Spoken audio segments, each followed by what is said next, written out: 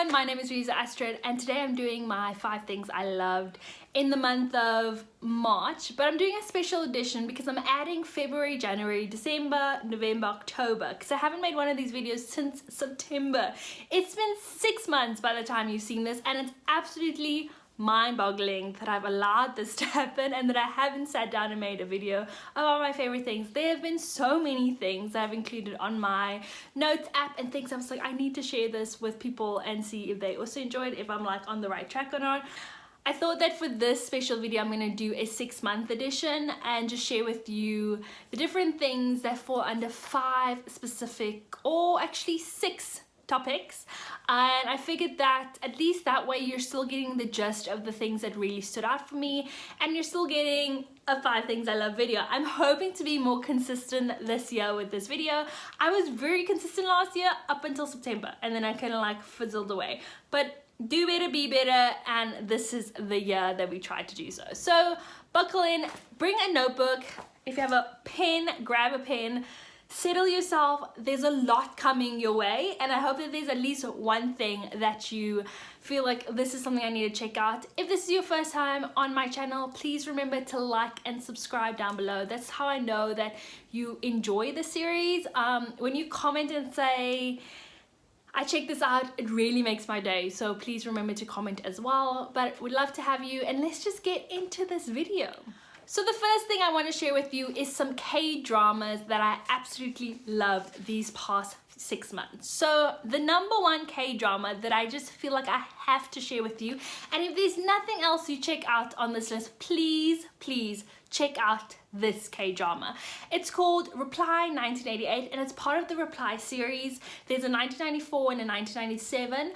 But hands down, 1988 is the best series out there.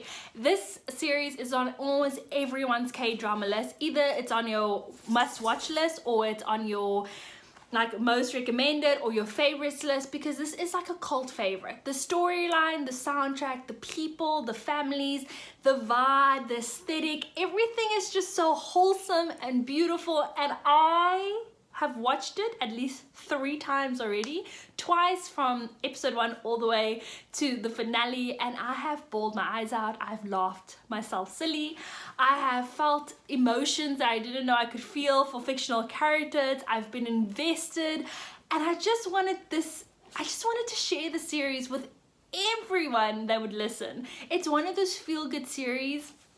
Basically, you're following the main character Duksona and her 4 guy friends and their whole lives in the 80s, and they, you know, the whole community and the family bonds and just the relationships between them as friends, but also the relationship between the young people and their parents, and the parents' friendships because they all live, you know, in the same street, same community, how they share food and share stories and share hardships and how they're just there for one another. It is so beautiful to watch, and I just imagine that that's probably how the 80s were, that you knew your neighbors and you were best friends with your neighbors, and you would like take some, because in the first episode, which I loved, is that each mom or each family member each household prepares a dish, like one big dish, and then they just take some of that and then send like their son or their daughter and say, go give this to the next door neighbor, and all of the teens just go up and down to each other's houses sharing the meal, and they end up all, instead of just eating one thing, like everyone's eating, you know, a whole table full of side dishes and food, and the food is shared, and just I can't stop talking about it because it's just so beautiful. The soundtrack is amazing. I sometimes listen to the soundtrack on YouTube. I'm not even watching the series, I'm just listening to it just to be back in that, you know, world, in that life. And oh, it's so beautiful. I wrote down that it's heartwarming, it's emotional, it's beautiful, it's meaningful, and by far one of my all-time favorite dramas. #1 favorite TV show, #1 hands down. And it's about family, it's about friendship, and it's about really being there for one another. Yes, there's the element of romance. Yes, there's the element of, you know, trying to figure out who Duksona, the main character, ends up marrying out of her 4 guy friends. Yes, that's also there, but the most important thing is how the parents interact with their, you know, with their children, but also how the parents interact with each other. It is just so beautiful, so wholesome. Please check out Reply 1988. The second K-drama that I want to recommend to you, and that is completely different to Reply 1988, is Startup. And this is actually, I'm pretty sure Startup came out at the end of 2020, so October, November. And it follows Dalmi, who wants to be like the next Steve Jobs and wants to start her own business and wants to become a CEO.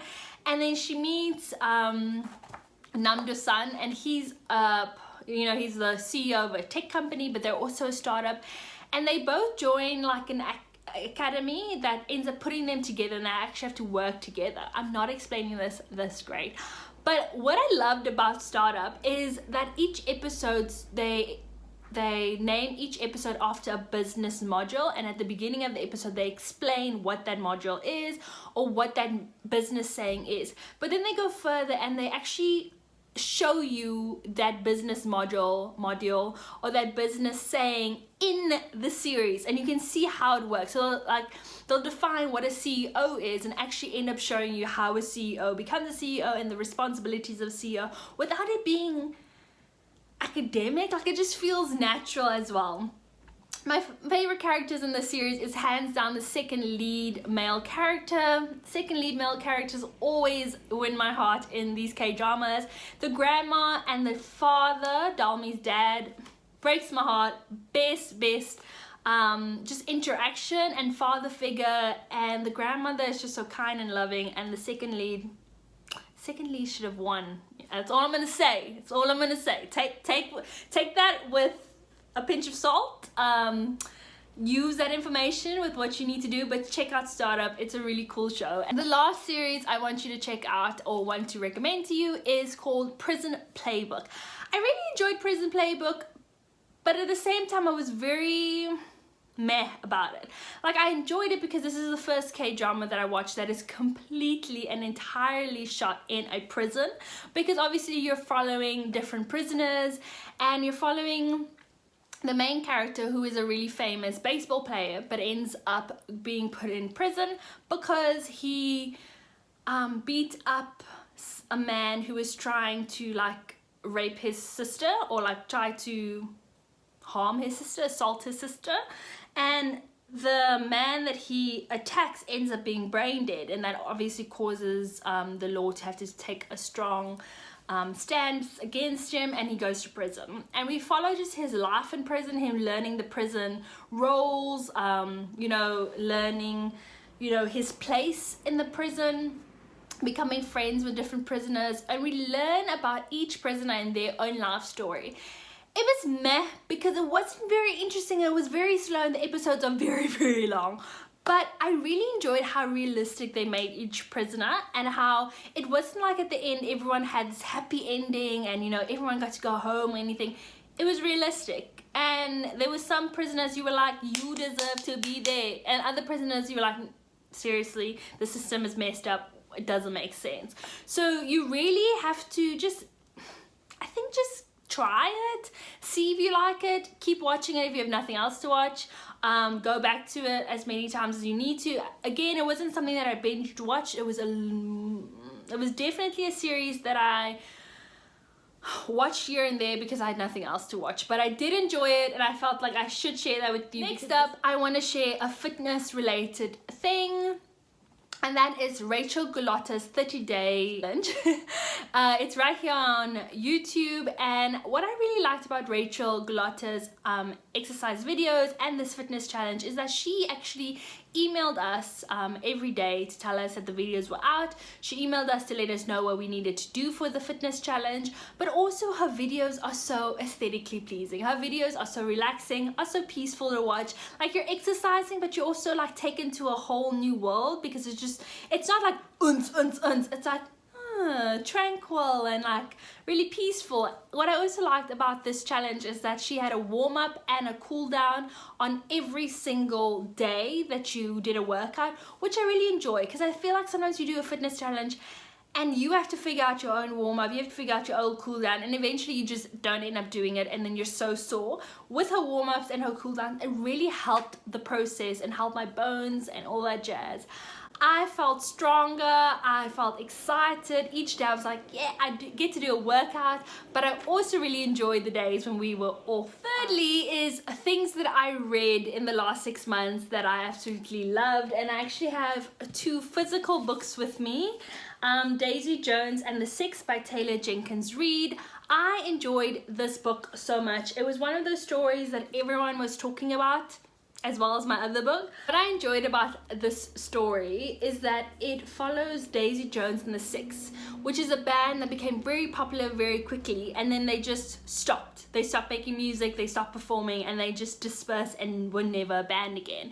And it's told in like an interviewer point of view. So there's an interviewer who interviews every single member of Daisy and the Six and tries to ask them what happened those last few years as a band, and also what happened and why they stopped being a band. What I enjoyed is that every character had their own personality. Every person in the band was very different and had their own opinions. It was quite difficult to read because it would be like Daisy says something, then Karen says something, then Billy says something, then Jonah Berg says something, then Daisy says, like, you're reading in one page, you're reading 6 different people talking. So it's quite difficult to keep up. Sometimes you have to remember, okay, Daisy sounds like this in my head, and Jonah sounds like this in my head. And so when you go from Daisy to Jonah to Graham, then you're switching personalities every time. But I thoroughly enjoyed the book, and I was intrigued to find out why they did stop being a band.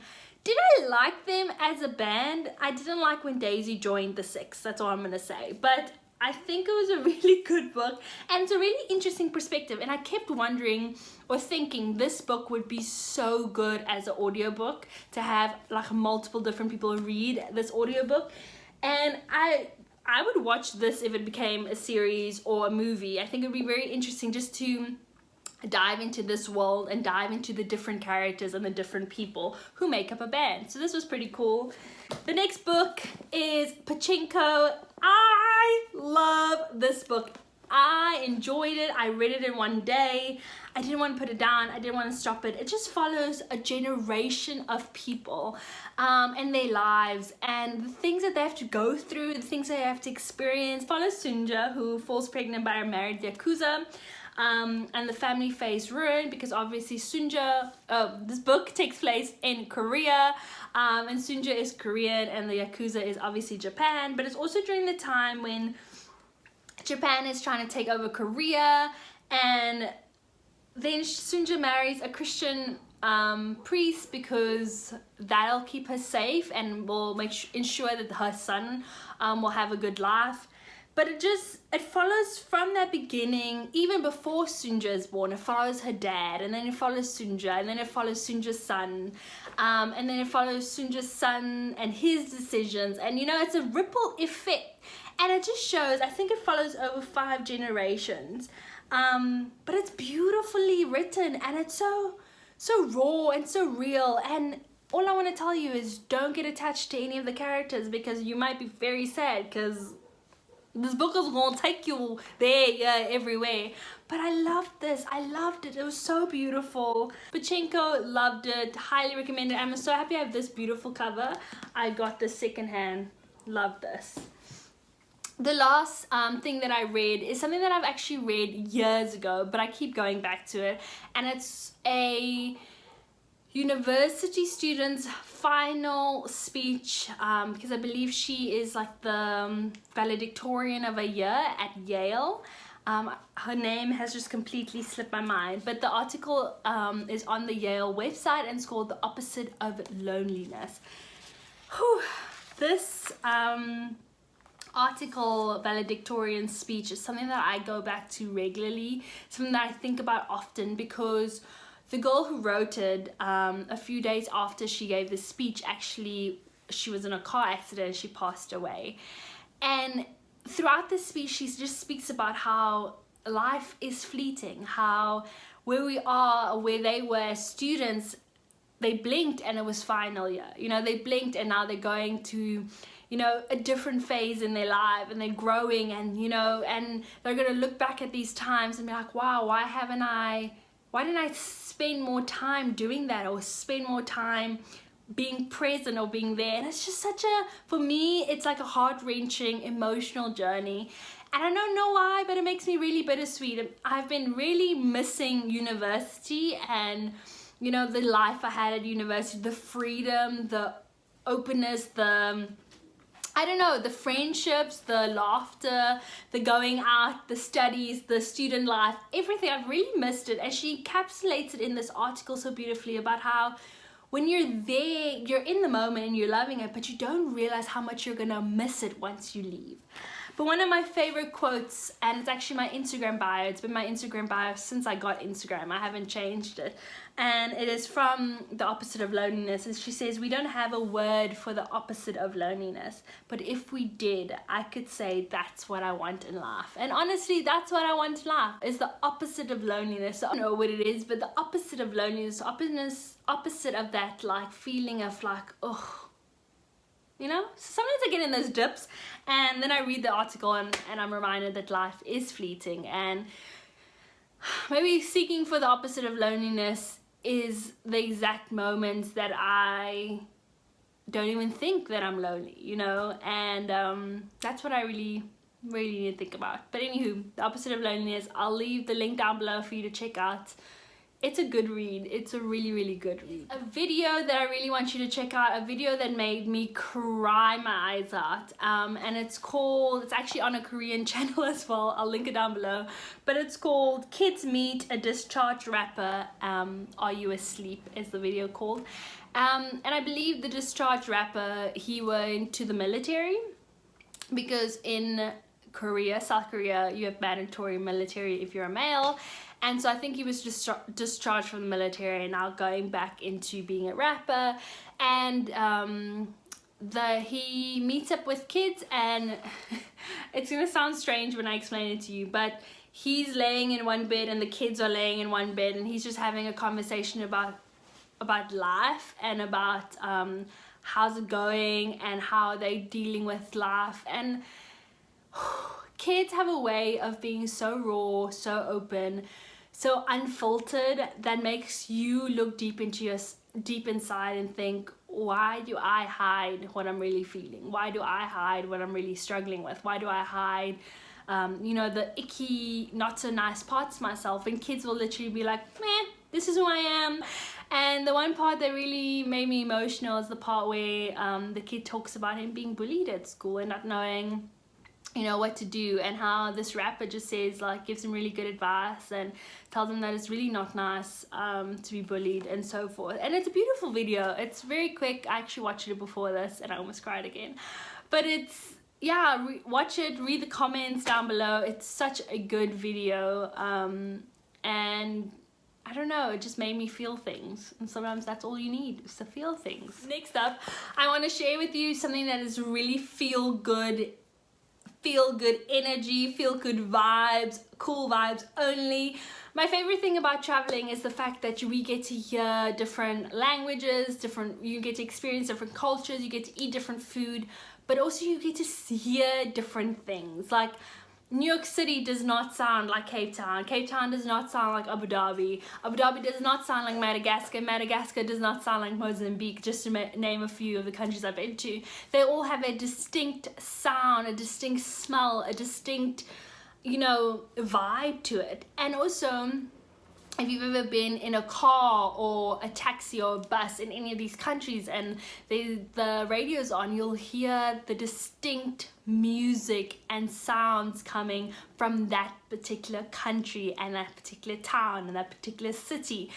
And this is where my next thing comes, and I discovered Drive and Listen. It is a website where you can listen to local radio stations while driving through the cities of the world.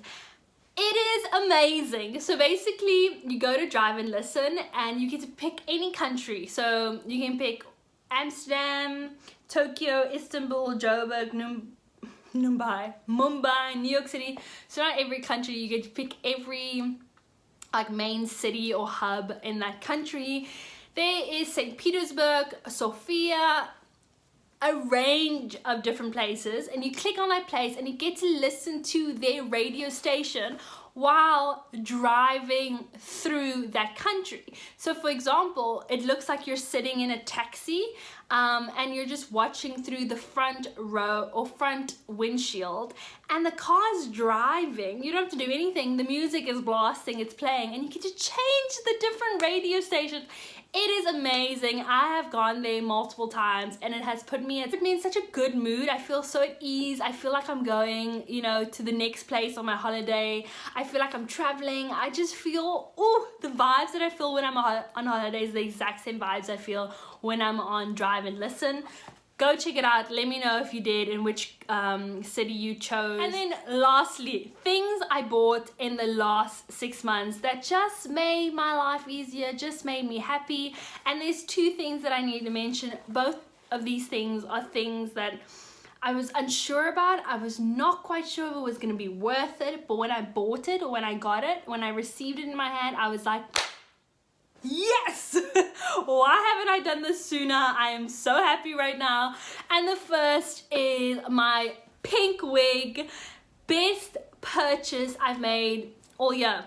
In the last 5 years. I love my pink wig so much, and I just love the person I am when I put that pink wig on. But I just think that that pink wig is by far one of the best purchases that I've made, and I've really enjoyed, you know, rocking it. I want to buy more. I might buy more, like different colors, different shades. Please let me know if that's a good idea or not. I really want to, because it makes me really happy. The second best thing I bought in a really long time is a Salon Range UV LED nail lamp, as well as nail gels, nail polishes. So I got the base coat, the top coat, and I got this beautiful red gel. I love getting my nails done, but getting my nails done can and is very pricey. So I decided I need to find a way that I can still get my nails done. I can still have that beautiful, you know, fresh nail feeling without breaking the bank every time. This was a big expensive purchase because it's expensive at first, but when you really think about the cost per wear, I think it's going to be quite it's definitely going to be worth it.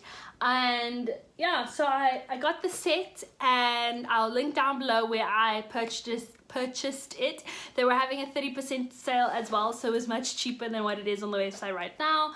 And I did my nails, I think 2 or 3 weeks ago. Loved it. I need to actually do it again. I think I might just do a video about that.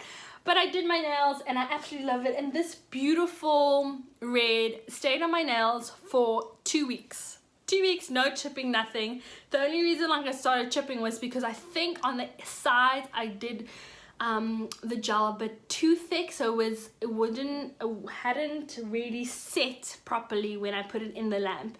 So all about thin layers, all about taking your time. I'm telling you, if I can perfect nail art, come over. Let's have a nail party. I'll do your nails, you bring lunch. It's a win, you know? Yeah, I think those were, that I can think of, some of my favorite purchases. I also bought this shirt, and I realized that I have a lot of these old lady Hawaiian-esque funky printed shirts. It's just because it's so comfortable, honestly, and because it's just so vibrant and colorful, and I just tend to gravitate towards them when I see them at my local thrift shops. But bought this as well, and I love it. It's very comfortable. So yes, those are all the things I loved in my last 6 months, and I hope that you enjoyed this video. Sorry that it was super long, and I'll see you in the next one. Please remember to like and subscribe. Bye.